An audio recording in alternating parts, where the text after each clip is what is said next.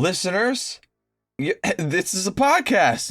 It's Podcasts and Players, and welcome. Today, we have a wonderful, wonderful guest from a sort of, kind of like a artist troupe online called the Shrieking Wizards Co. They are the pioneers behind the High Hopes, Low Rolls series, as well as several other series on their YouTube channel. Please, everybody, give it up for Jenny B. Hiya. Hi. Artist troupe is I don't know. Yeah, that sounds the first time we've been called that, but I'll take it. It sounds good.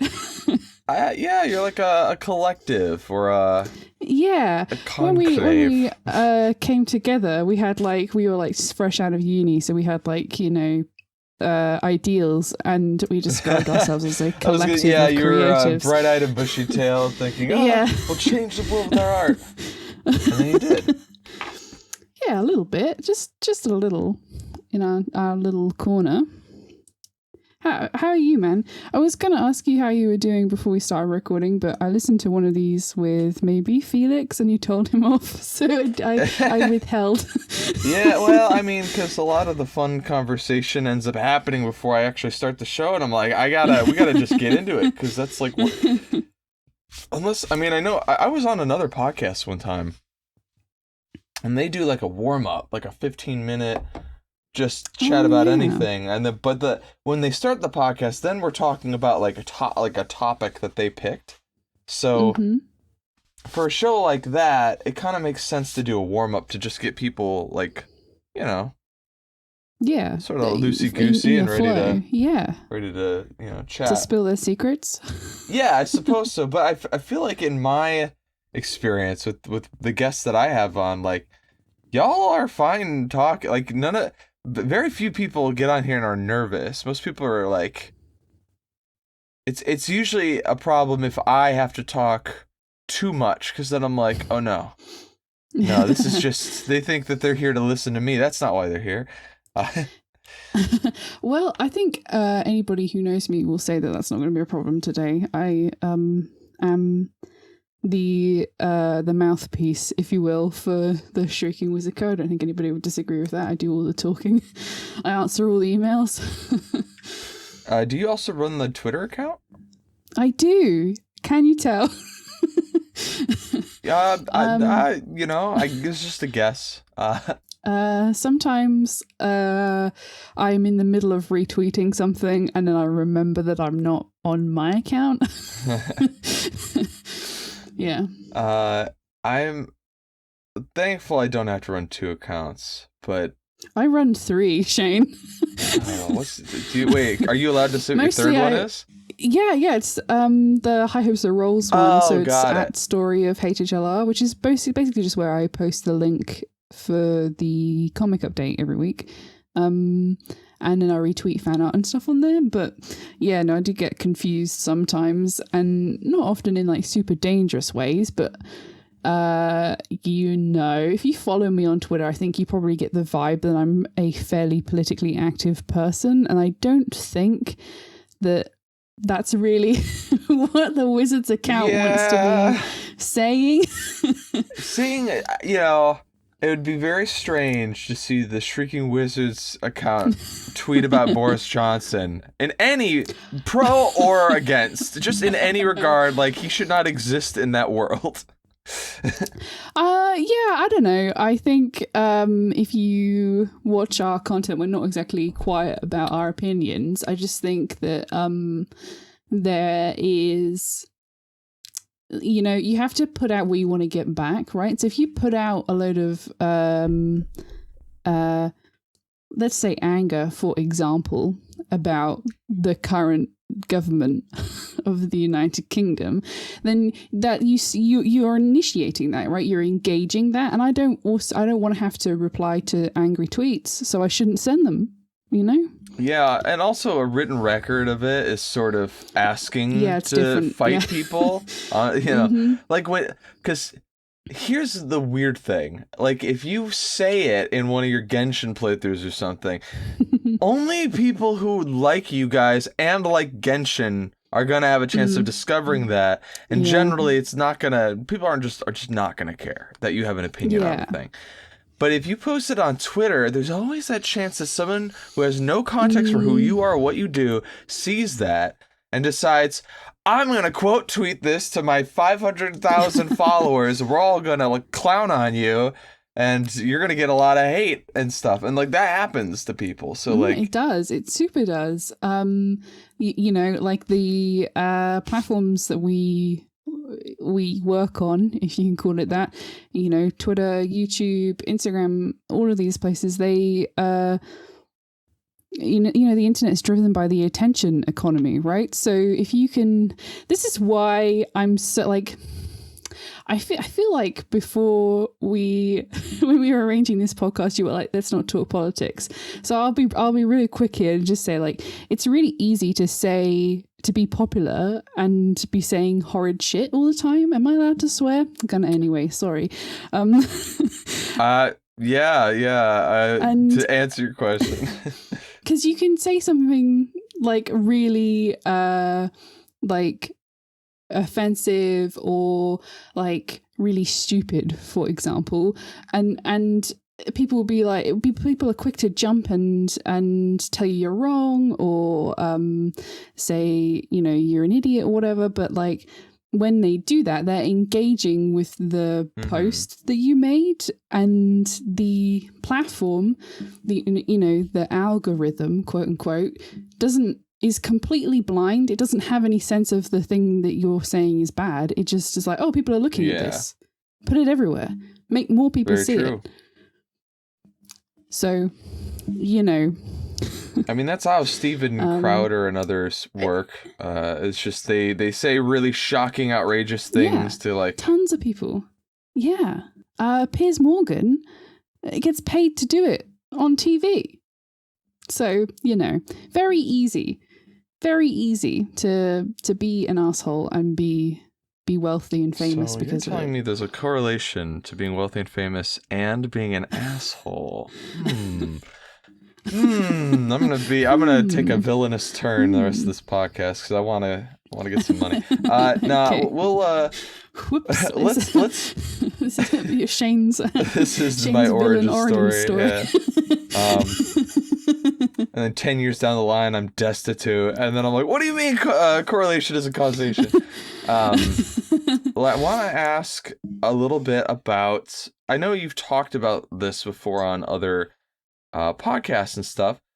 I think, fairly certain you've talked about this before. But like, I want to know, just give the people a little bit of a synopsis on how you and the Wizards all sort of met and started your campaign and then decided to make a series out of it. Okay. So the Shrieking Musical is 6 people. It's me, Amy, Alex, Jazz, Matt, and Beth. And we all met at university. Me, Jazz, Matt, and Beth, we all took the same course. And Amy and Alex sort of hung out in our studio a lot. And that's kind of how we know each other. And we're incredibly good and close friends. And I think a lot of that is because of D&D, it's because of High Hopes. It was either very, very late 2015, like November, December, or early 2016, like January or February, because the studio roof was leaking because it was raining really hard and it was dark outside. And Liam, who is another friend of mine who isn't a wizard but is in the High Hopes game, was showing me clips of Critical Role on his phone, or maybe even his iPod back then, because I happen to know who Travis Willingham is because of my deep dark past as a weeb. And I had like maybe, I don't know, 10 hours of experience playing D&D 3.5, I think, 3.5. And I was like, you know what?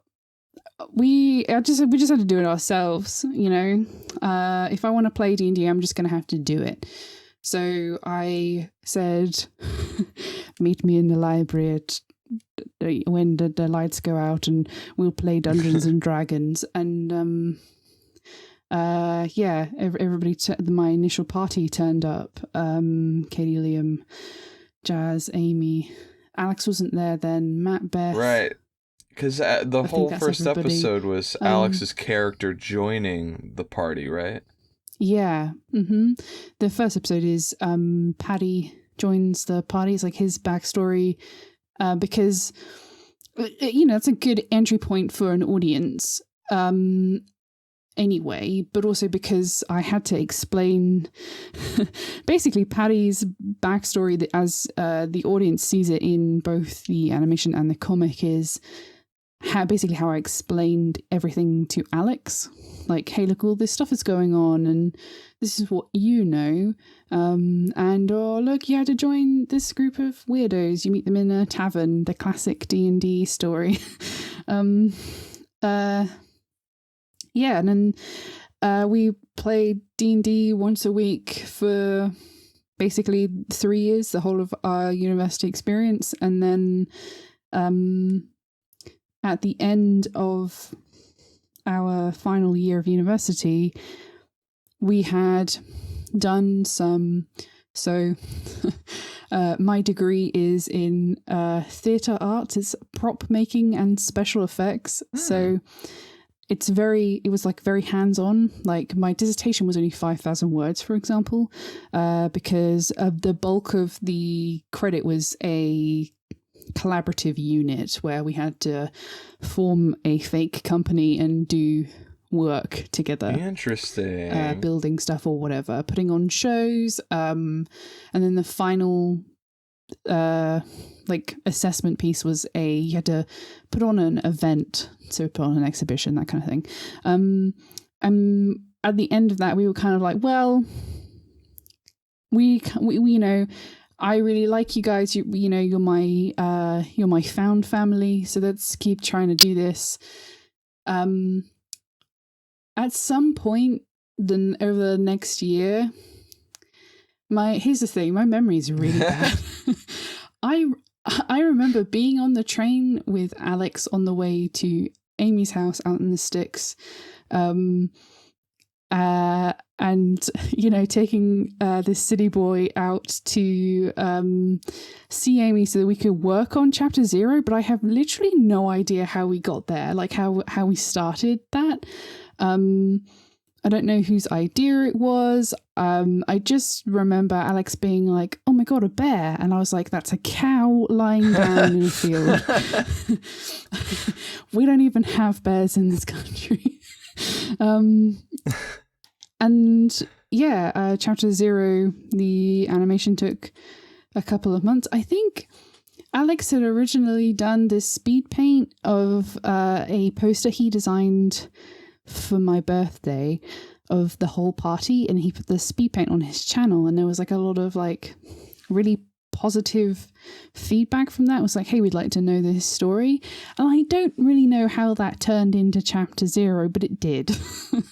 Oh. And that's us, really. That's our origin story. Cool. I mean, that's great. I mean, the fact that you guys met in college and then graduated and stayed friends is pretty big in and of itself.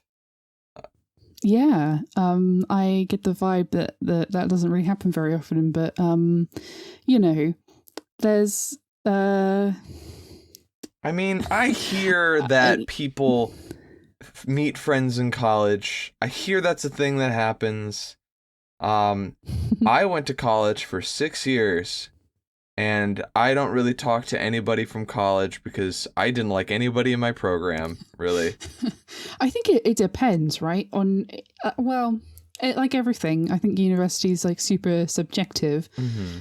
I think it depends on you know, what you're doing, what your experience is like, what's happening to you outside of university at the same time, you know, like my first year was really, really exhausting because our course was 9 to 5 Monday to Friday, and then you know, if you could put in the extra hours in the evenings, the building was open to 7, so you know, most of us were there till 7, and then I would work the weekends in order, you know, eat food right. and pay their rent.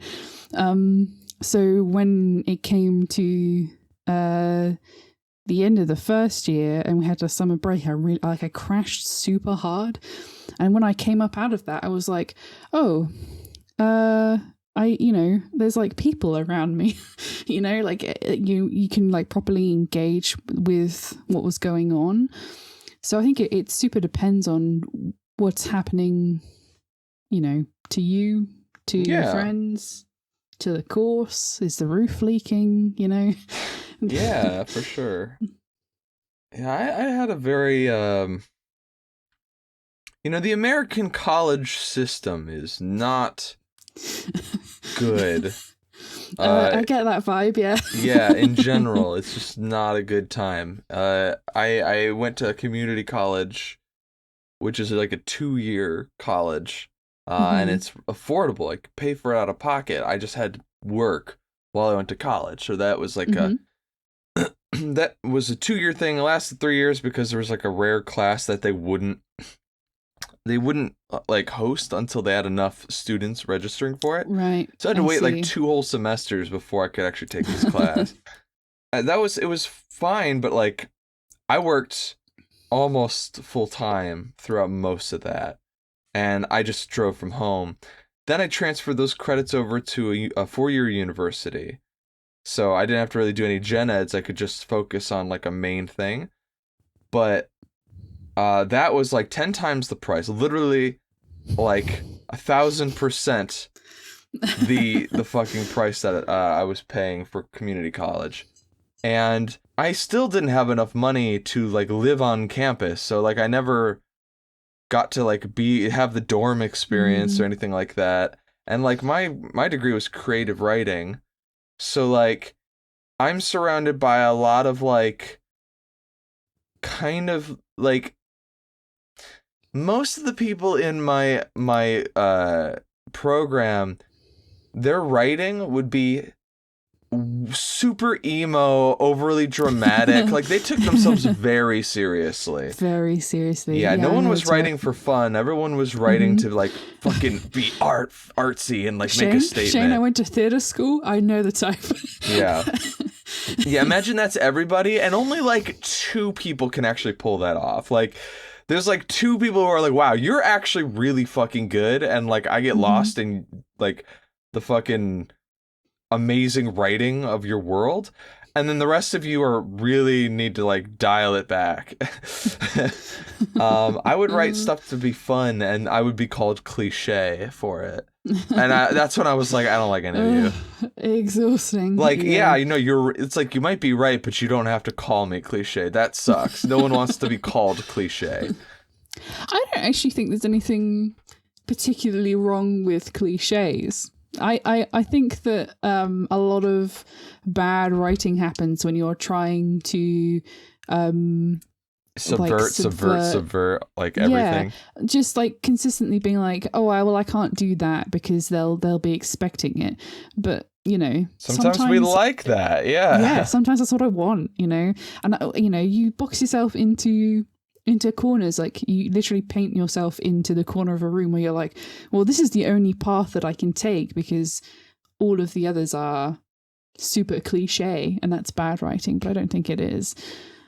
You know, it's fine to have it. It's only really bad when the cliche is the twist, because the twist is supposed to be unexpected. So if your twist was expected from chapter 1, that's a bad twist. You gotta either make it less foreshadowed so that it's a little bit more of a surprise, but not not like.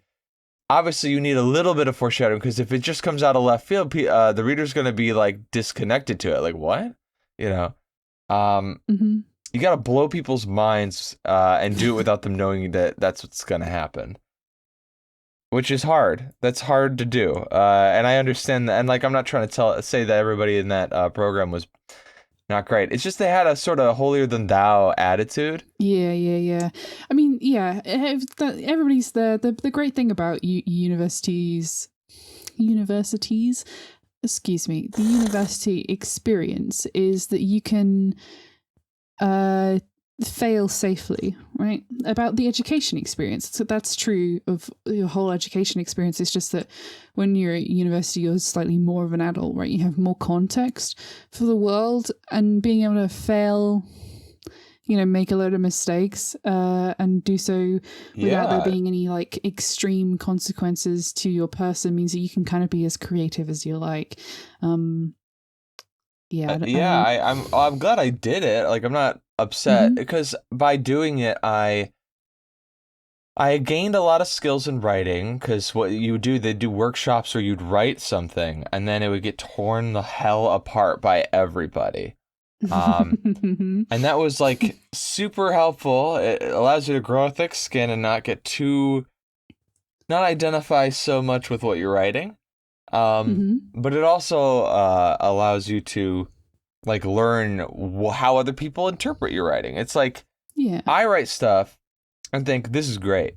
I like what I'm writing, but then someone else could read it and be like, this is a bit convoluted, or like these tropes don't really do much for your story or something like that. It's like, okay, these are good criticisms that make me have to rethink critically, like, am I writing this the best way that I could write it? Could I like change some things about this?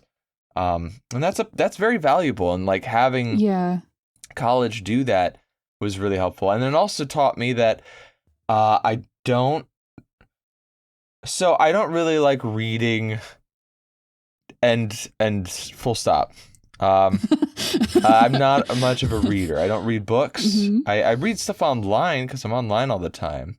But like, I don't. Do you listen to stuff? Do you like you're on a podcast or an audiobook listener, or are you just not? I mean, I used to. It's hard to concentrate. I do a lot of like audio work, and so like I can't listen to an audiobook while I'm like editing this podcast, for example, or something. Yeah. That's been a real killer for me recently, actually, is doing video editing that's like really keyframe heavy, so where like I'm like moving sprites around or whatever, and there are these pauses in the audio of the video that are a couple of minutes long whilst I'm fiddling around, and by the time I get to the end of that, I'm like, I really need something on in the background. I really need to be listening to something, and then I immediately have to turn it off again because I have to start the video up again. It's real tough. Yeah. Have you must have seen that meme where this kid's like looking at his phone, he's got his laptop on, and there's a TV on, and also there's like the speakers are blaring in the background, and it's like consuming everything all at once all the time to prevent the possibility of a thought occurring. I have not. I've seen people make comics with that premise of like ADHD comics and stuff where they work better when they have a bunch of shit happening, or if they have nothing happening at all, like pure silence. It's like they need one or the other. If there's only one thing happening, that pulls all their attention to it. Yeah, I feel that. I feel that mood. Apart from the writing is the one thing that I can't do with any noise. I mean, sort of ambient house noise, like, if my housemates are moving around, or if, somebody's mowing the lawn outside or whatever, then that's fine. But like music, for example, the fastest way to pull me away from the writing is to put literally any sort of like thing that I might also wish to engage with around me. Fair. Yeah, it's also music is great for visual stuff. Like if I'm doing art, music's good for that because I can get into a flow, and then I could just forget about how long something's taking, because it's like I'm enjoying a song while I'm making this art, and so it's not so bad. Any type of audio stuff though, it's like that as someone with ADHD, doing audio editing is torture because it requires so much of your attention to be focused on a thing. Sometimes though, I will say, if the conversation is like really just flowing and good, I sometimes just get lost in listening to the thing again, and then I'm not really even editing out uhs and ums because I don't need to. Like, it's already so and good. Also you're it's just like listening to it. Yeah, just listening to it's fine. Yeah. Sometimes that works out, but other times, like if someone's nervous or if I'm just not able to speak for whatever reason, those are the rough ones. It's like, oh man, I really got to edit this one down. I found that I often end up doing this thing where I'm like supposed to be listening with the intention of, what you just said, pulling out the breaks or the ums or the stuff that's in the way. But I just end up actually just listening to it. And then you get 20 minutes in and you're like, well, that's great. I mean, you enjoyed that 20 minutes, but now you have to go and listen to it again. Yeah. That's really annoying. I try not to overly edit, only because you'll go crazy that way. Like, there's just too much. Like, let's see, there was Brogan, and there was Mario, and there was Logan, and now there's Jen. So you are the fourth podcast, as of recording, that I am now gonna need to edit. And I've got this. Lot. It's a lot. Yeah, that's like 4 hours. I'm gonna have to more than that, probably twice as much time generally. That's a full day's worth of work just editing 4 conversations. But like, I'm excited to do it. It's just, I know that it's like one of those things where you really just have to be like focused on it. And when you got ADHD, good freaking luck. I'm really fortunate that all of the Wizard's audio goes through our sound engineer and our composer. Oliver Moore does all of that for us.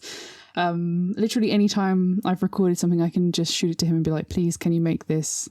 Can you pass your magic over this? Make it sound good. Make it good, please. Yeah. I mean, so I'm really lucky. that's the cool thing. I mean, one of the things I think fascinated me about the Shrieking Wizards is that you guys are actually like a team with different responsibilities and roles and stuff, and I think that's really cool. Yeah, a really quite disparate. No, that's not the word. Like varied skill set. I do not have any visual art skills at all. None. Which is, I suppose, a little bit weird considering I took a visual arts degree, but like my initial background, like before my degree, all of my education and preparation was for me to take international politics at Aberystwyth University. So you had a different major in the beginning too. Yeah. My alignment was basically to shoot me into the plan was that I was going to be in Brussels, right? Like I was going to be in the European Parliament. And then I don't know, that season where you're supposed to fill in all of the forms and apply for university, I had a bit of a breakdown. I was like, I don't want to do this. And I did 2 years of shitty retail work instead, which I don't know why I thought that would be better. You're processing. You were trying to figure it out. Yeah. And then I flipped into props, which is when obviously I met all of the dudes at the Wizards. But because I don't have any, I mean, this is just one example of this, but I don't have any visual skills at all. I'm kind of reliant on the other guys to do that kind of stuff for me, right? Like speed paints and, I write the comic, but I certainly don't have a hand in drawing it. I do a lot of video editing because that's something that I can do. But we are, we're a bit of a machine. We have like systems and processes. What? What is this? Which is it's a challenge and it's a luxury. Like if you're an independent person, you can just do stuff, right? Like you could decide, oh, I want to make this thing, and then you can just make it and publish it or whatever, as long as you have the skills. But you have to do the whole thing on your own. You have to be good at everything. Yep. I have the luxury of not having to create visual art. I can write the script and then do some organizing to get some voice actors in, and then somebody else can do the art, and that's really nice. Yeah, and like you can just trust that they'll figure that part out. Yeah, exactly. I mean, I had my first taste of collaborative work recently. I was on a Discord call with Aiden and Tabaxi Cafe and my friend Dieter. And we were like, had nothing to do in the moment, and I just, as a joke, I was like, wouldn't it be kind of cool if we just all like did a collab? And they were like, what do you mean? I was like, well, we're a bunch of content creators with nothing to do, and the night is young. We could just make a really short little collab where like somebody writes something and you pass it to the next person, and then that person does the next step and then pass it over, and just do that. Yeah, hell yeah. And we did that, and it's like the most popular video on some of our channels because of it. Yeah. And also, isn't like creative collaboration just the best? It is the most emotionally fulfilling form of creation for me.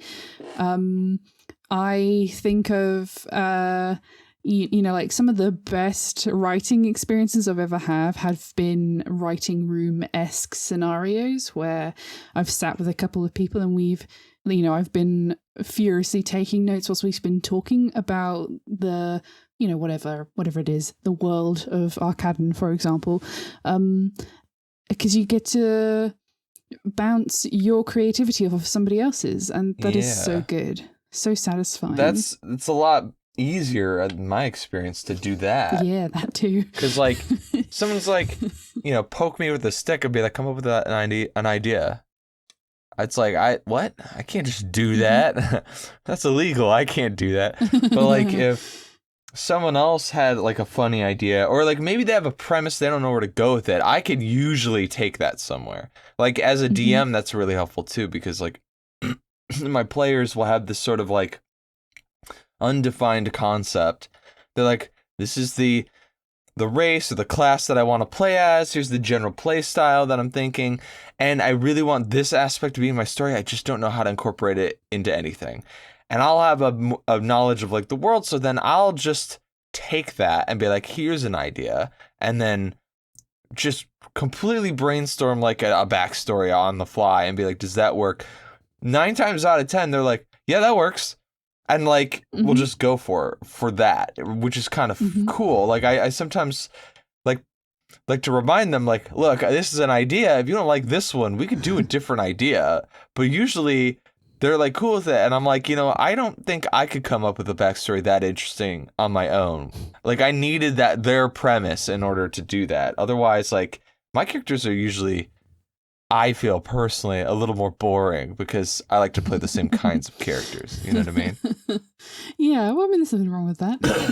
No, nothing wrong with that. But like, I think that's part of the spirit of collaboration is you make something bigger or more interesting than what you could have done just on your own. Yeah, exactly. Yeah, bigger than the sum of its parts. Is that the saying? More valuable than the sum of its parts. I don't. Yeah. Add the sum of the thing together to make a thing. Yeah, that's the saying. That's the saying. Yeah. Something, addition, subtraction. So anyway, I noticed like I really like collaboration, but I also am a stubborn son of a bitch, and that's how I get things done. But it's also the reason why it's harder for me to collaborate, because it's like I have like, maybe if I have a vision about something, then it's harder for me to let go of that vision the way that I see it. So like, yeah, with my Peace Guild series, I've already set the bar really high by making it fully colored and like pretty animated, like it's animated-ish. And like it's very polished, right? I could say that confidently. It's very polished. But like that took a lot of time each episode. And so to keep doing that by myself, I'm realizing that's not sustainable. I can't keep doing this on my own because like then nothing comes out at all on my channel and like people forget who I am and then like the channel doesn't grow. So even if like another Peace Guild episode comes out, it's been way too long between episodes. So then it's like, well, okay, but I don't have money for a team and I don't have cool, awesome college friends that we all love each other and want to like work on this thing together. So like I have to like kind of pace myself in a way. It's like, all right, if I am able to get income to then get a team, and not even just a team, just a couple people to like help out, then I could feel good because one, I'm paying them fairly, and two, now I've delegated the workout to where I don't have to make this whole thing on my own, and I shouldn't because it's way too complex. Yeah, I mean, there's a lot to be. I think there's a lot to be said in there, right? Like, there being, when something is so valuable to you that you're precious with it, that can be really destructive to the creative process, I think. Because okay, so the greatest piece of advice I have ever received was from the technician who was this old. He was not that old. He's in his like late 50s. This ancient man, prop maker who had worked on like a bunch of like different sets. He'd been on a bunch of different Batman movies, and he was like this, like classic old rocker, and he would like sit in the office, which is mostly just a cupboard, if we're honest, like sculpting dinosaurs, right? This really cool dude who was like, there's two things you have to remember when you're making stuff. The first one is that a finished thing is better than a perfect thing that's never finished. And you know the thing in its entirety because you made it. You know every single flaw. You can see, when you look at this, you see a fishing net with a load of holes in it, but when the audience looks at it, they see a tapestry. You just have to finish it. Yeah. And being able to sort of let it go and like hand it off to other people is a huge part of that, and it's really hard. Like, it's really difficult when you care about stuff.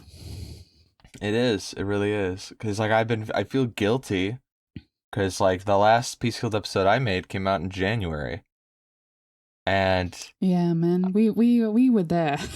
Yeah, I have been there. Yeah, it sucks, but at the same time, I like you guys decided as a team that it was in your best interest to change the format of the story because it wasn't sustainable to keep doing what you were doing. Yeah, at about the same time that Dingo was like, hey, do you want to join the Animators Guild? And we were like, yeah. Like, literally, like 2 weeks later, we were like, we're not animating anything anymore. Thanks for the membership, bitch. We're just like hiding in the background, hoping that nobody notices. Right. But yeah, yeah,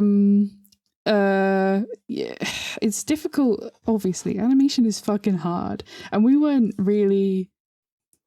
I'm going to call us out and say that we weren't really animating anything. It's an animatic, but it takes a long time, and even with 6 people, it takes a really long time. And the like we were saying earlier, the internet's like economy is based on attention. It rewards consistent uploads. Yeah, it really does. You know, and only being able to put out 3 episodes in 2 years is not consistent. So we migrated to webtoons. God, it was interesting because I remember working on my show at the same time you guys were working on yours. So like anytime you'd release something, I was like, oh man, I better hurry up and release my thing too.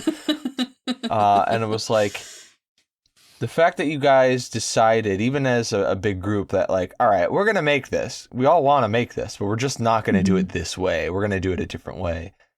It's a relief to see that you made that decision and you're confident with it and you're rolling with it, because that has clued me in that, hey, I don't have to do the kind of the same thing that you guys started doing by myself. Like I can get help if I want to keep that, or I can change my format as well. Like it's not... Yeah, exactly. Yeah. You know, like I say, a done thing is better than a thing that's perfect and never finished.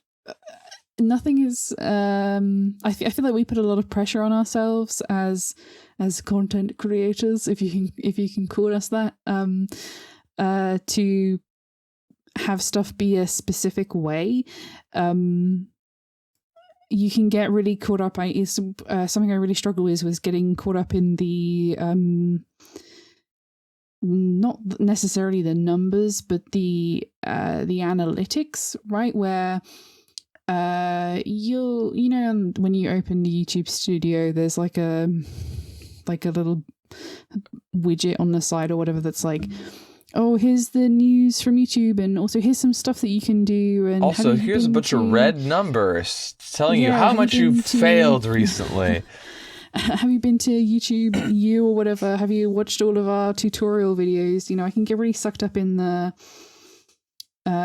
idea of behaving the correct way, of behaving the way that YouTube wants you to behave, as opposed to just making cool shit. And you know, like the thing about moving to webtoons is that Alex said,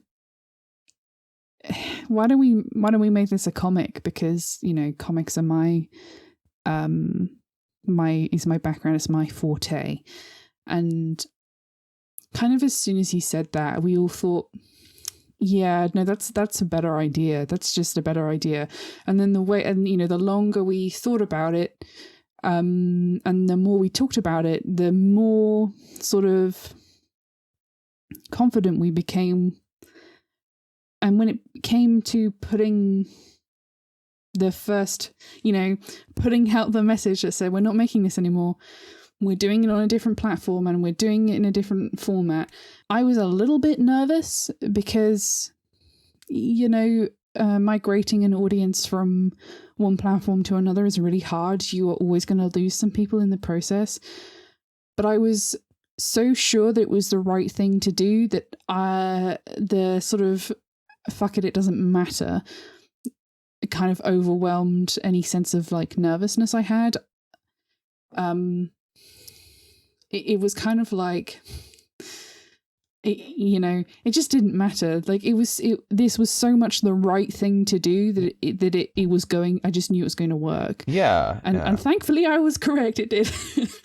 Yeah, I mean, well, you have like a very invested audience because these characters are very interesting, and like even though nice. I've only seen like the animated segments and stuff, it's like you're doing a lot of really cool setup stuff that a lot of people playing D&D wish they had for their characters in real life. So like they're seeing, I think there's a lot of like analogs between like the characters that you guys made and played and care about, and their like backstories, and then like stuff that other people have made or want to make, and they're seeing that play out, and they're like, I must see how I gotta see how this plays, because it's like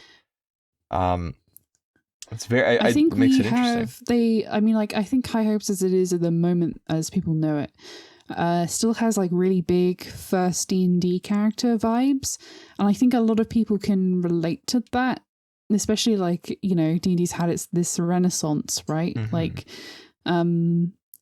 a lot of people are making D&D characters for the first time, and you know, apart from the fact that like you know, there's a dragon man and you know, there's magic and stuff, I think they're all pretty honest characters, and I think that's what it is. I think that's why people can kind of relate to them. Yeah. I mean, there's like, that's my writer's opinion anyway. I mean, I think they look cool. I mean, they both are true. It's D&D is one of those things that like I've talked to other guests about it, where it's like I'm surprised consistently how I'm not tired of it yet, and I don't know if I ever will be, because it's this ever-changing thing. And yeah, I honestly don't know anything quite like it, to be honest, where I consistently want to be doing it. You know, like there are video games are probably the closest analogy that I have, where I like, let's say Hades, for example. When I finally got my hands on Hades, I could not do anything but play that. I mean, we're experiencing that with Genshin Impact right now, except I'm living that out on our YouTube channel as well. Yeah. You know, I'm forcing Ink into that experience with me. But then, you know, Hades had this, and I'm sure Genshin will eventually, where I put it down once and then I don't go back to it for 6 months, a year. But D&D hasn't had that for me. It's been consistent since I picked up I didn't pick up the DMG. Our first session, we had one physical handbook between all of us. Hey, that's the way it's been played for years. Yeah. When I, you know, that first session, it's been in the back of my mind all of the time. Yeah. For sure. And, you know, I think we're super lucky, those of us who are into D&D, we're lucky at the moment because, you know, not only are we able to produce these stories that we really care about, but also other people are telling some really good D&D stories that they're just constant. They're always new. There's tons of stuff to watch and listen to and consume. It's a good time to be a D&D fan. Yeah, it really is. Hey, speaking of, Dimension 20 is something that you enjoy. We're going to talk about Dimension 20. Yeah, look, we've talked about the production and being artists and creators and stuff like that. But you know what? That's a conversation that I'm always interested in. But I know my audience, not all of you are content creators. I know that you don't all relate to that. But you're here because you like Dungeons and Dragons. And hey, if anyone here has heard of Dimension 20 and you're like, isn't that like Discount Critical Role? Fuck you. It's not Discount Critical Role. It is my really favorite live play I would say series, but they're like groups of series. Like they have multiple campaigns. They're a lot shorter. It really is a dimension. Yeah, there's like 20 dimensions. It's a lot shorter and easier to digest than Critical Role is. Critical Role episodes are 4-hour long, unedited. Just like I get bored. I get so freaking bored with Critical Role. I know some people are super duper big fans of that group of people, and that's how they get through it, because they're like, I just love seeing them in silence is fine. Like that's entertaining, and it's like good for you. To me, they're just people. I don't actually really know them, or I'm not really huge fans of any of them. So, like, I get bored. I'm like, this is like, not because it's boring, really, but because this is just a normal D&D game to me. Like, I'm just listening to them. They're just very in character, and I'm like, this is cool, but, like, I'm not even playing, so I'm not, like, that interested. So with Dimension 20, how is that better? Because they're all, like, comedians. They're all very funny people, and they're like, you know, even if the game has like a really silly premise, like A Crown of Candy, where everyone's made of candy and food and stuff, it's Game of Thrones level serious, and it's like the most serious game that they ever played. It's so fucking funny. I laugh so hard, and it's so good. Yeah, it's the only game I animated shit from. Like, that wasn't my own. Let's talk a little bit broader before we because I like, knowing us, we're gonna get sucked into the specifics of Dimension 20 really quickly. I feel like I want to just do a little bit of an ad for them, if you will. Please advertise for them. And if anyone from Dimension 20 is listening, I would love to work for you. I would absolutely love to work for you. You guys are fucking so cool. I don't use any streaming services except Dropout. I do pay for Dropout, and I love it. I think that I watch Critical Role, I listen to The Adventure Zone, and I watch Dimension 20, right? I'm in all three of the giants. Yep. Yeah. I think that they're all good, and I think that they're all different. And I think that is both a testament to Dungeons and Dragons and also to the people who are running these shows, right? I feel like Critical Role is like core D&D, right? Like, the rules are the rules, and the cast are actors, so you have these like really beautiful role-playing moments, and the episodes are 4 hours long, and you know, it's like the core D&D experience, and I think that's why it's done so well. It has a lot of heart. And then obviously the Adventure Zone, I think, is the other end, where it's really goofy, but it can be really, really serious. I mean, if you like the McElroys, then you know what it is, right? Yeah. Dimension 20 is, it's something, it's almost another thing, right? Like, you have all of these different shows for starters. I'm very close to the end of season 2 of The Unsleeping City, which I have enjoyed so much. It's so good. But there's tons of stuff on there that I really love.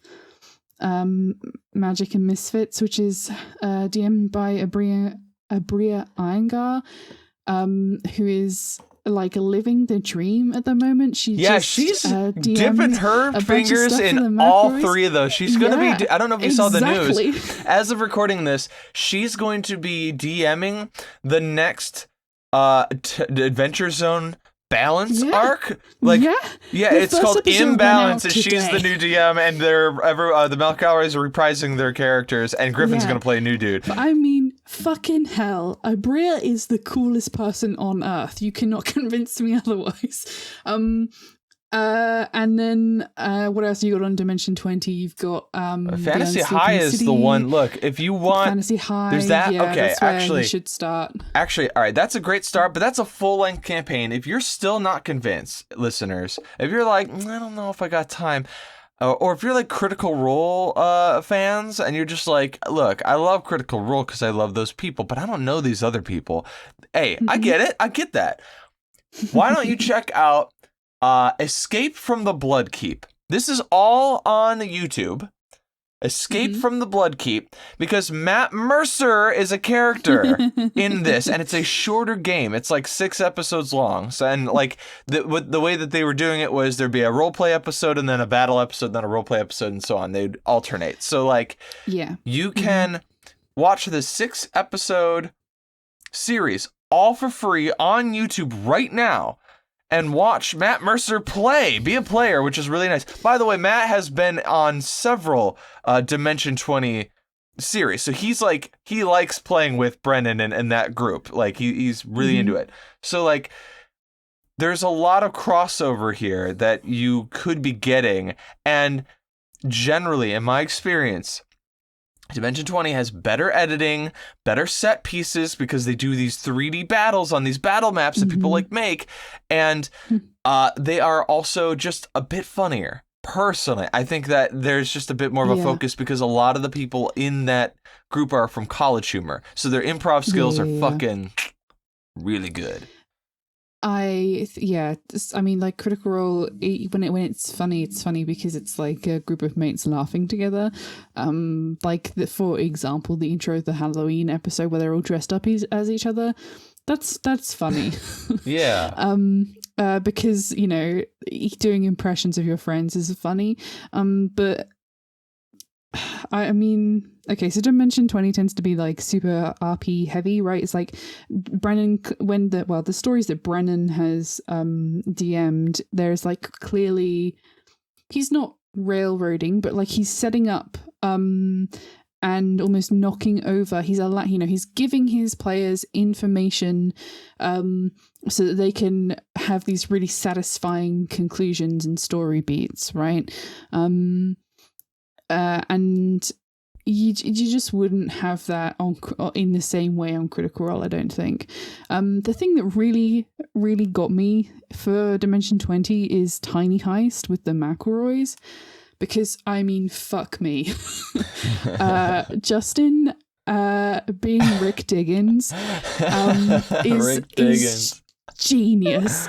It's comedic genius, like being this Lego man who is like insanely depressed, but when he puts on the Lego suit of like the dinosaur or whatever, he's like a completely different person. Rick Diggins about town. Rick Diggins. Lieutenant Rick Diggins.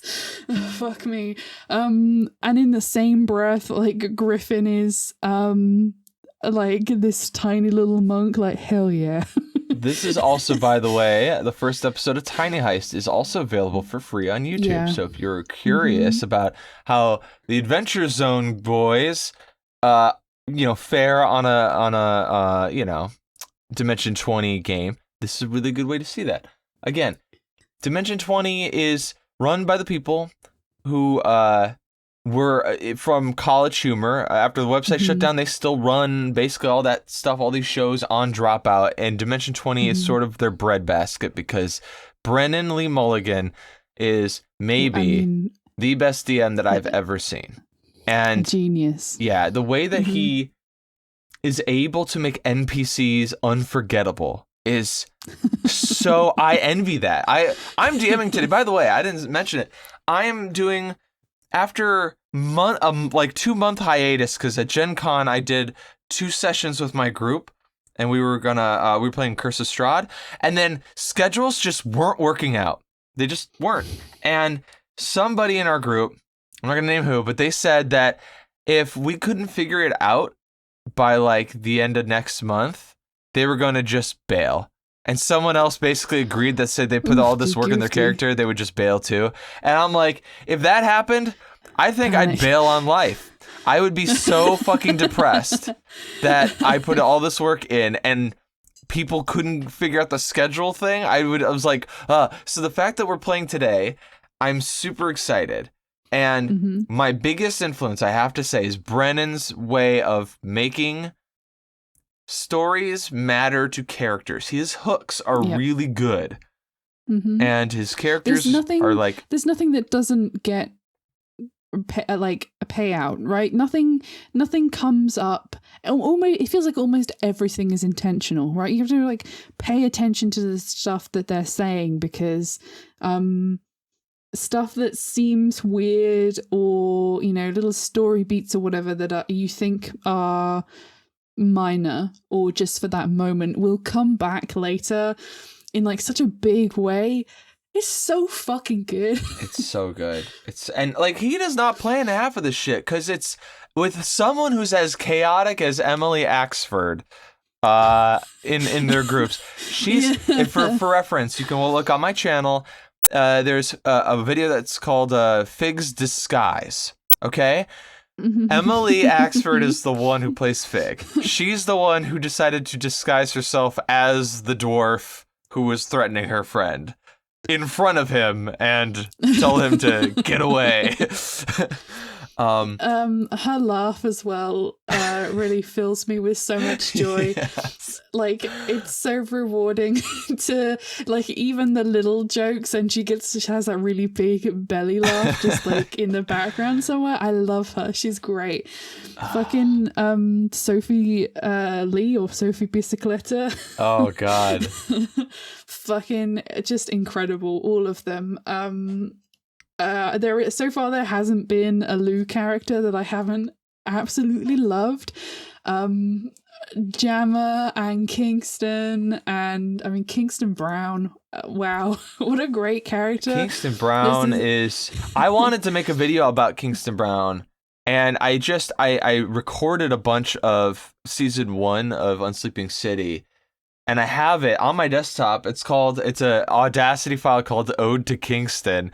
And I'm looking at it and I'm like, I don't think I'm gonna be able to animate this. I think I just want to listen to it again and again. Because I just really like Kingston. It's not like he's not funny. He's just, God, he's such a good character. Like, it's just so good. Yeah. Yeah. Excellent. Always really excellent character choices. And just know, like, when you know a character when you're a player and you know your character really, really well, you can make really, really good choices that are, you know, they feel good in the story, right? They feel good in the moment, right? Just the way that Lou as Kingston can slot himself into basically any situation with any NPC. Like, you can see him like listening for the name from Brennan, for him to be able to be like, oh, hey man, like, how are you doing? It's been a really long time since I've seen you, right? So that Brennan can feed back oh, hey, Kingston Brown from Uptown, right? Yeah, like, yeah. It's really good. He's I mean, they're great at improv with each other. It's why Lou's in a lot of, because there's like their core group of people. Fantasy High, by the way, if people don't know, that's their like main story that they started with. The whole first season is free on YouTube, so you could also watch that if you liked Escape from the Blood Keep and you're not quite convinced that you want to pay for Dropout. Yeah, that's fine. You can check out Fantasy High. It's amazing. That group of college humor people, they are all the sort of core Dimension 20 group. Lou is in multiple other Dimension 20 ones where they have like changes in the cast, because him and Brennan just get along so well. They're like they have really great chemistry together, and so like it's really fun to kind of see him come in on like Misfits and Magic was another one actually. So good. This was a side story that was DM'd by Abria instead of Brennan, but Brennan was a player. Truly excellent. Great. I loved it. Yeah, and I think I still prefer Brennan as DM just because of his voices. I think his accent work is crazy. The fact that he has so many under his belt is just astounding to me. However, getting the opportunity to see a different system in DMing style was really nice, but also to see Brennan as a player was really nice. I like seeing, because it's a real pleasure, isn't it? Like there's just something about the way he can, like, Evan Kelp. And then every choice is just like really well chosen. It's genius. And anyway, so we're gushing about our favorite fucking live play series. If you're not into live play series, I apologize if this was all like very unrelatable to you. I really hope though hey, if you're not into live play series, I have one that's not live play that you can go read. It's called High Hope Slow Rolls. Yeah. There's also High Hope Slow Rolls is pretty good. I've also heard of one called The Peace Guild. That one's pretty decent. Yeah, that sounds pretty good too. Yeah. Look, I hope that we convinced some people to check these series out. The big three: Critical Role, The Adventure Zone, and Dimension 20. Yeah, man. I mean, hey, look, I can only say it as like a final thing to convince people to watch Dimension 20, and I guess the others as well, is that, you know, they say that you, as a writer, that you should read, right? You should consume a lot of other people's stuff, and I think that's true. everything, right? Like if you wanted to make games, and you should play video games. If you want to bake cake, you should eat cake, right? Some of the best lessons I have had as a dungeon master have come from watching or listening other people's stuff, and that's like they're a direct influence. Like listening to the Adventure Zone made our series TV what it is. Yeah. So you should 100%. If you can't do it for the love of it, do it for the research. Yeah, the research is, I mean, they even talk about that. They have a podcast, or Brendan has a podcast called Adventuring Academy, and he talks about how he was with Murph, and he was like, I think there's a short on YouTube about it where Murph was making the argument like, you are a better DM than you would believe if you've watched all of Fantasy High or you watch any of the Dimension 20 shows, because you're basically in on these games. You are learning how to DM from games like these. So even if you've never DM'd a game, you've only played, but you've watched tons of Dimension 20, you are way more prepared to DM than you could ever believe. Yep. Mm-hmm. Yeah, I think for a little while there was that period where Critical Role was kind of the only thing, or it was the most well-known thing of its class.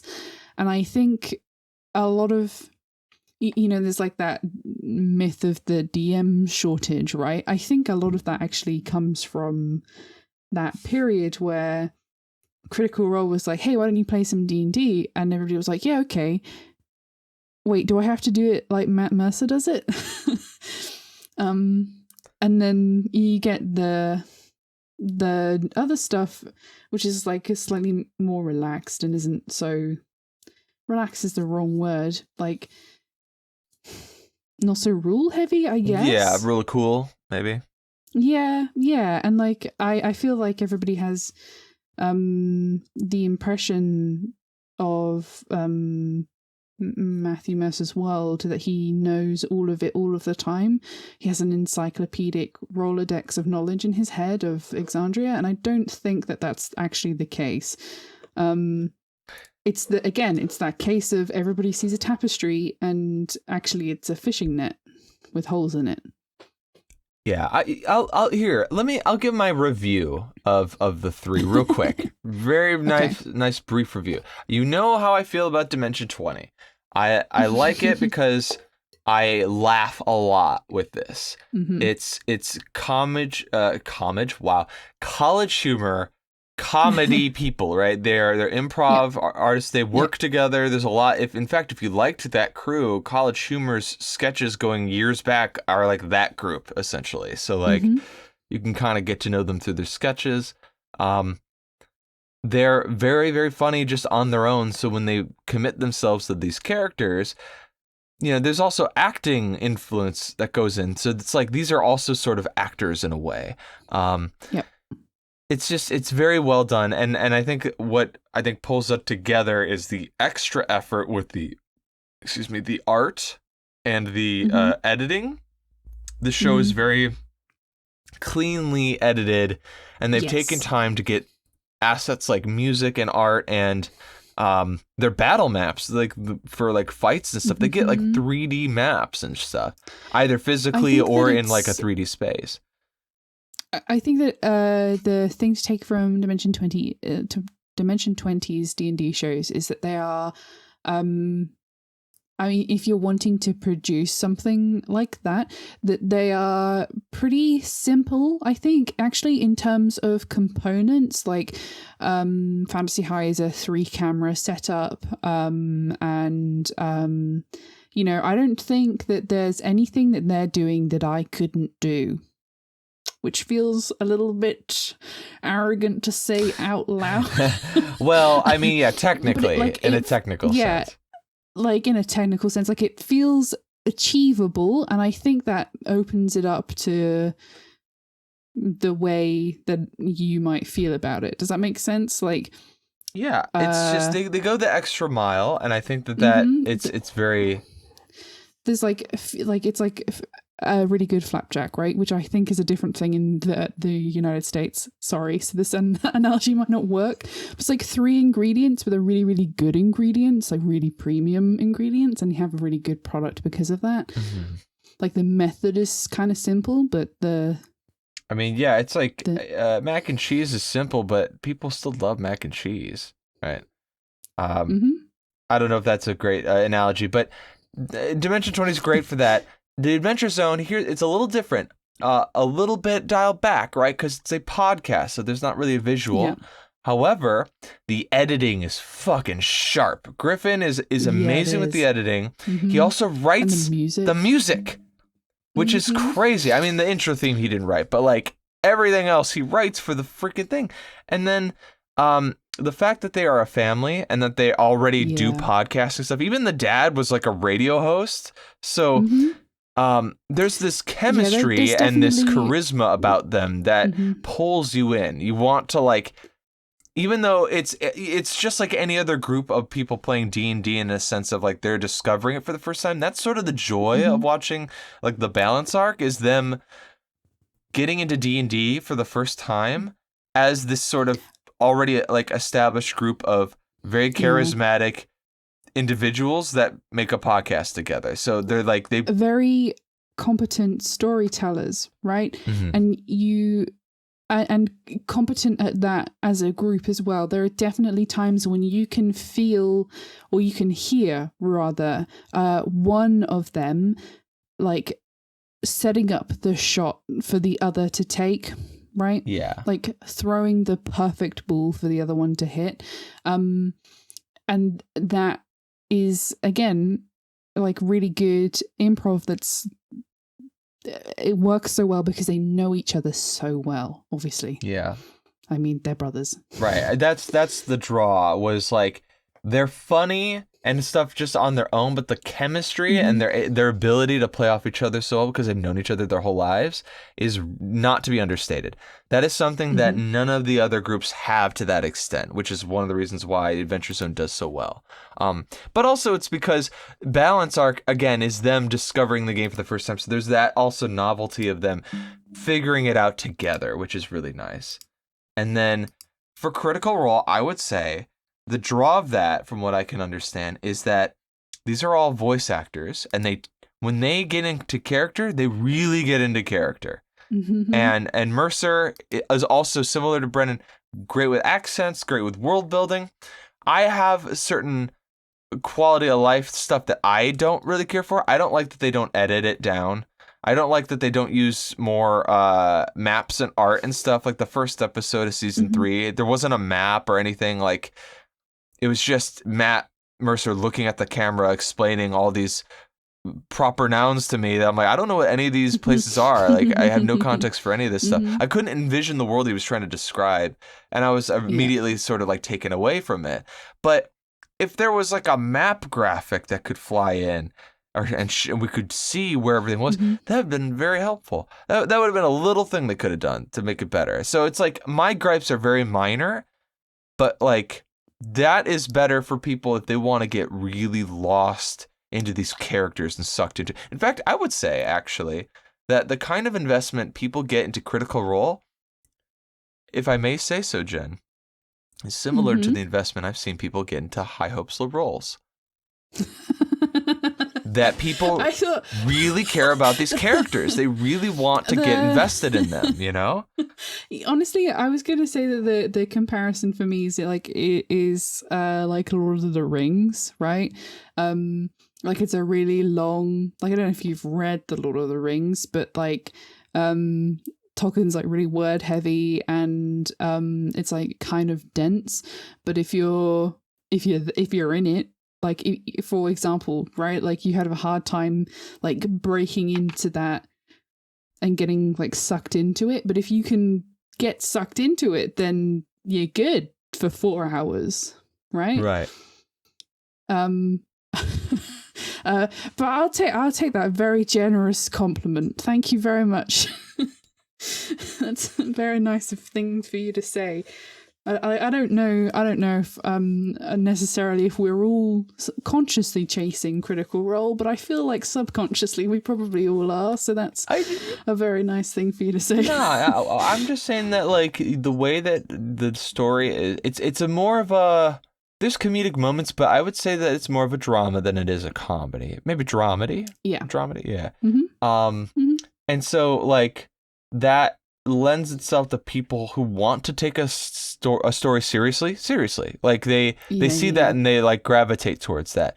And like I take a bit of a different approach because I can't take myself so seriously at first that I'm like, I try to be more comedic with stuff because I mean, D&D for me, like especially with the groups I play in, we clown on each other all the time. I know that's like very common for every group, but like I was going to finish a story. Okay, let me just rewind a little bit. When I was talking about college and how I don't, I was going to say I don't write poetry and I don't write short fiction anymore because I went to college and I learned that I'm not really super into that type of media. But I did learn that I like dialogue. And I had a playwriting class that I got an A+ in, and the professor fucking loved me.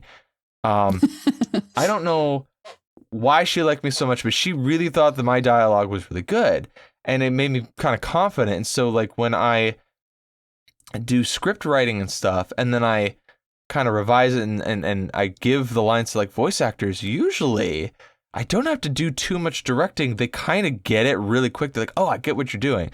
And that feels pretty good too. And then when I've put out cartoons, people say, wow, the dialogue's really good. So I keep getting this positive reinforcement on the dialogue. Like, oh yeah, your dialogue's really good.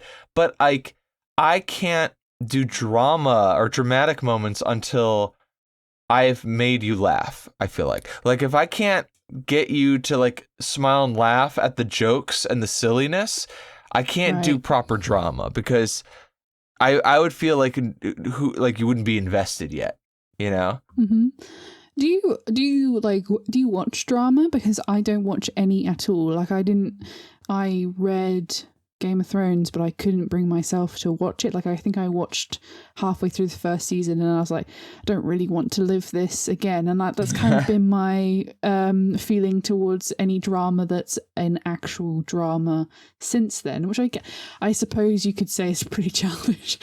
No, I don't like drama really. The thing is, I'm always more into comedy because when I sit down to be entertained, I want to laugh and be happy. Rather, yeah, I want to be happy. If I'm gonna sit down and be watching a drama, it's gotta be something that's like has some sort of other thing attached to it that's useful, like it's a biopic or historical piece maybe, or like maybe it's like by watching this drama because it's a classic movie that I now have something to talk about with people who love raving about this, like Parasite, for example. Not a comedy.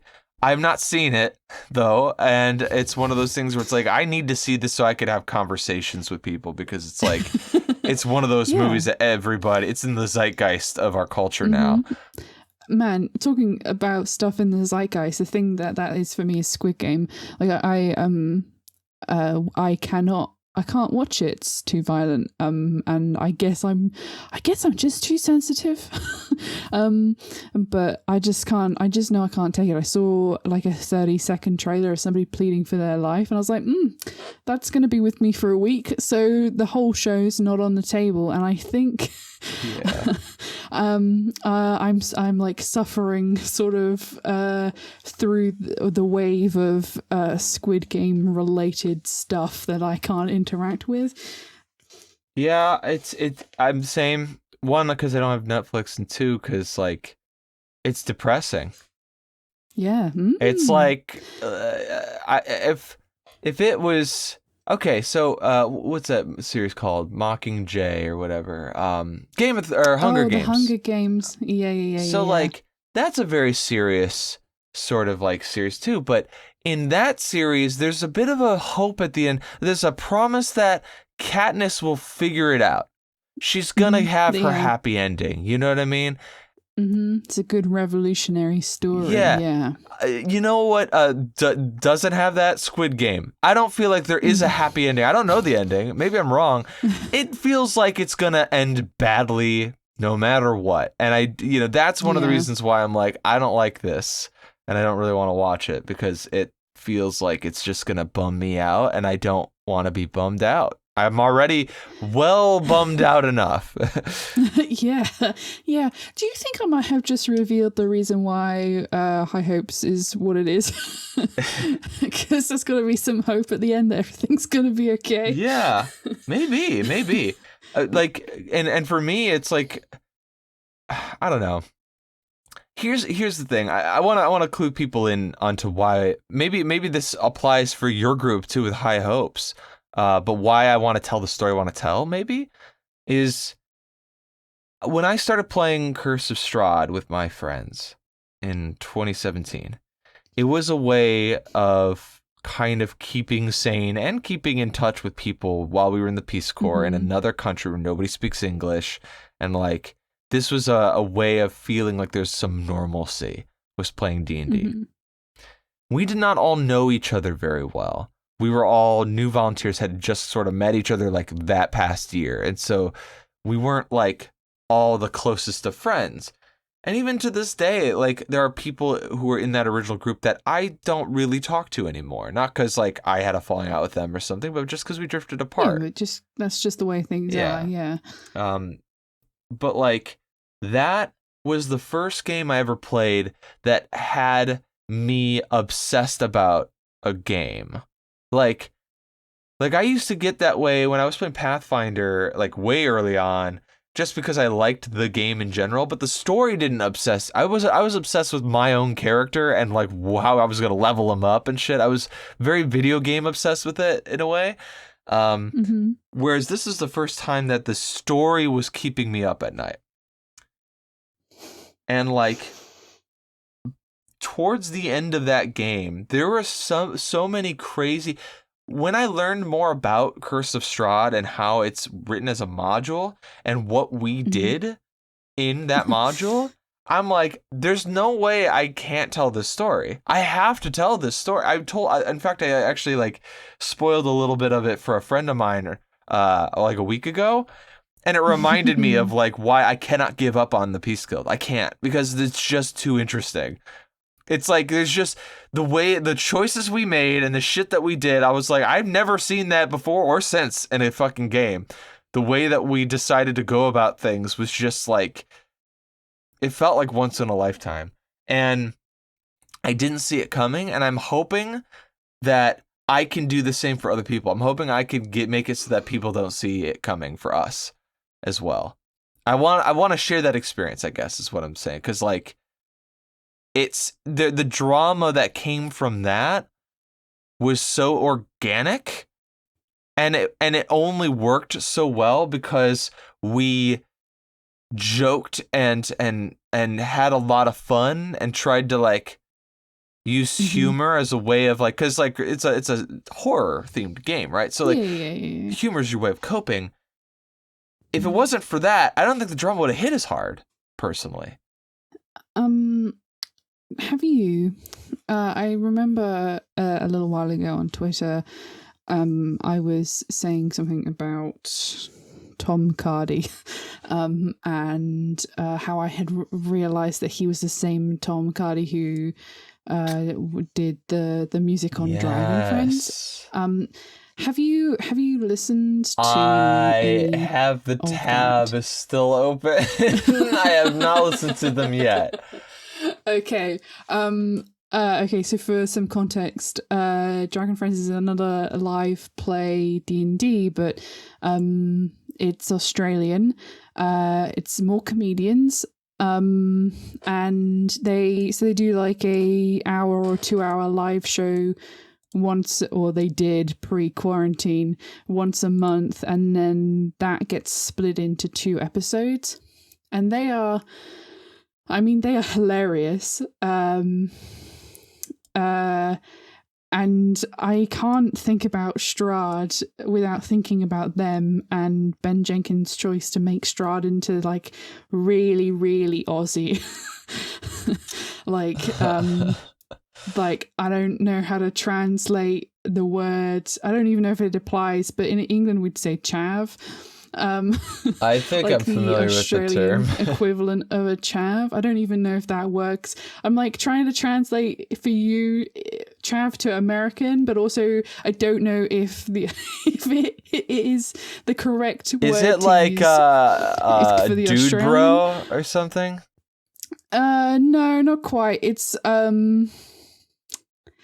I don't know. I don't know how to describe it. It's not important. Hold on. I'll do some. But like, on the spot fucking Strahd, they turn up in his castle and he goes, "G'day, welcome to me castle." Like he says the C word, and then I feel like that's a bit strong for your mostly American audience. And then he's like that throughout the whole fucking show. But this is great. I'm looking it up and it says chav, a young person of a type characterized by brash and loudish behavior, usually with connotations of low social status. And then there's a question. It says, people also ask, how do I become a chav UK?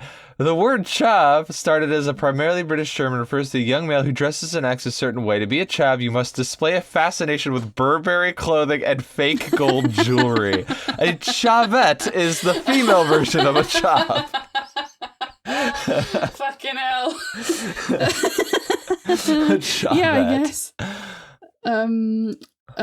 Yeah, I guess. I guess.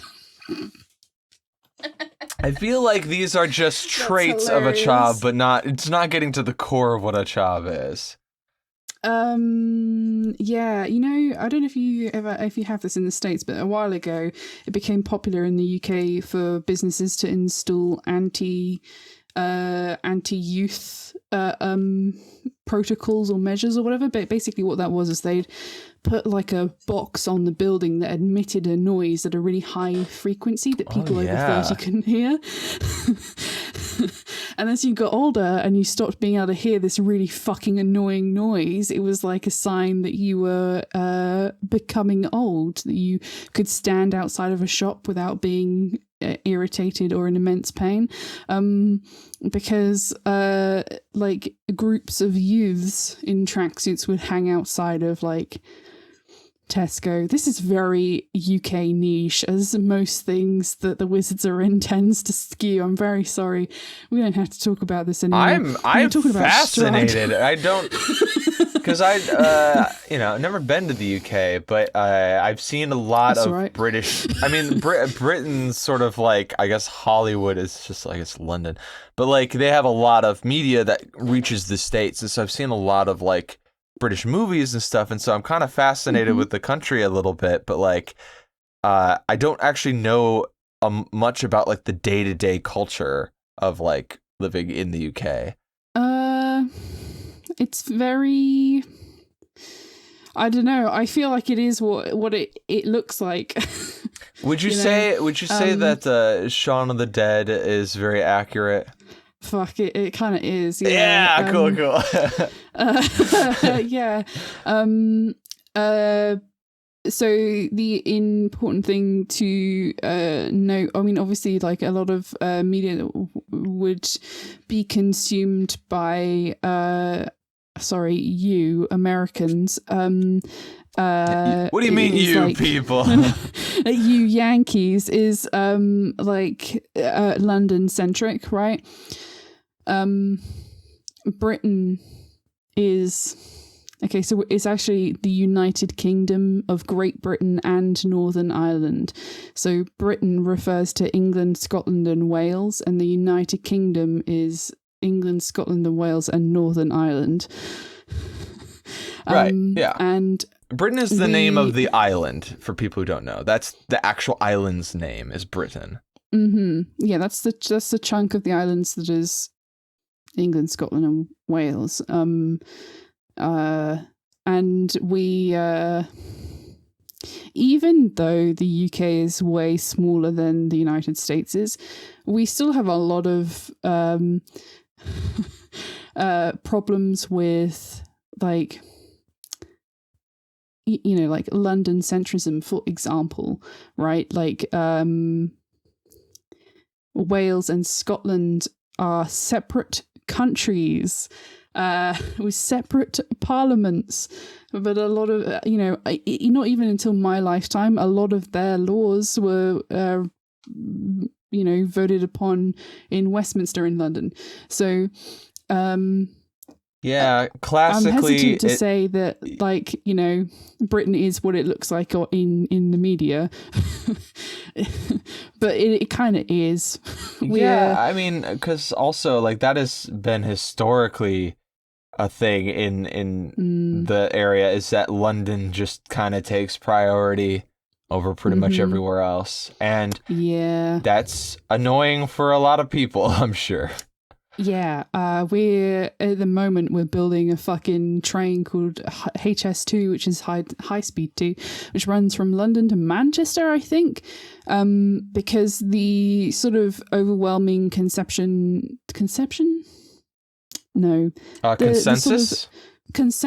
right, in Westminster in London is where the money is coming from, is that people want to go north to south, right? People want to come to London. So you will, when the train is finished, be able to go from London to Manchester in like 35 minutes or something, which is cool, I guess. But you can't go across the country, right? Like you can do like the 125 miles or whatever it is from London to Manchester in 35 minutes, but you can't do the 75 miles from coast to coast the other way. Right, to get from like hours. Wales to, Yeah, like on public transport, it takes like, you want to do 30 miles, it's going to take you 6.5 hours. Oh my God. Because London centrism. Anyway, how did we get here? I don't know. This has been fun. We're at like an hour 30, so I think we could probably call it for this podcast. Cut out all of that garbage, that's for sure. Nobody needs to know about that. I'll probably leave most of this stuff in. There's only a couple of things I might cut out, but like, this has been such a fun conversation, Jenny. Thank you for coming on. Anytime. I would be lying if I said I wasn't watching your podcast, sort of waiting for the invitation to come on it. Oh my God. So, okay, it feels great and also kind of bad in the sense that, like, I have so many people to ask. There's just so many people that I have on my list of people to invite. There are pending invitations of people that I invited and I think they forgot about it and I don't want to bother them. So I want to gently remind them, like, hey, are you still interested in it? So, like, I have, and I don't want to overwhelm myself with too many invitations at once, because then I get what happens with this past like 2 months where I had like 4 guests on back to back to back. And like, that's just a lot of editing now that I have to do it. So I'm trying to pace it out. So I've always had you guys on the radar. I've always wanted to invite you on. Oh, thanks. I also didn't know who to invite because you're like a big team. Yeah. So, I mean, hey, if anybody else from the Wizards wants to be on, this is still an open invitation. I don't have like a unlocked like Zoom account, but if like people are in the same physical location and want to just like have like multiple people on at the same time on like the same mic or something, that's cool too. I don't mind. Just if you want to pass that along, I know you've already had like a conversation with them about like availability this month, but it's open invitation indefinitely if you want to. Oh, thanks, man. I will definitely I'll definitely pass it along. I did speak to Amy about it, who is the only other wizard in my physical location, and there was like a split moment of panic where she was like, do I have to do it on my own? I said, no, I can be there too. And she was like, okay, that's cool, because I don't know how to answer questions. Who are you? And Amy? And Amy said to me that whenever she was talking to you and the others, you would ask her a question, in conversation, and she would talk for 20 minutes about something not related at all. I don't know how true that is, but I don't remember being 20 minutes, but But you do remember it. I kind of like. I don't know. It happens. We're not exactly innocent of it. This podcast is. I'm not like the arbiter of conversation. Like, we better not get on any tangents, or else I'll hit you with a fine or something. Like, people are allowed to tangent. She doesn't need to feel nervous about that. Anyway, we'll wrap up this podcast. Thank you for being on. Can you tell everybody where they can find you, Jenny? Oh, okay. Yeah, I actually have a bit of a spiel. Are you ready? We have our YouTube channel is youtube.com/The Shrieking Musical. You can find us on Twitter at swizardco and on Instagram at The Shrieking Musical. And we're on Tumblr at highhopestherolls.tumblr.com. And if you want to follow me on Twitter for my political opinions, I'm at Jenny L. Budd, I think. Hell yeah. Thank you for being on, and hope to talk to you again soon. My pleasure, my dude. I had a lot of fun. Thanks very much for having me.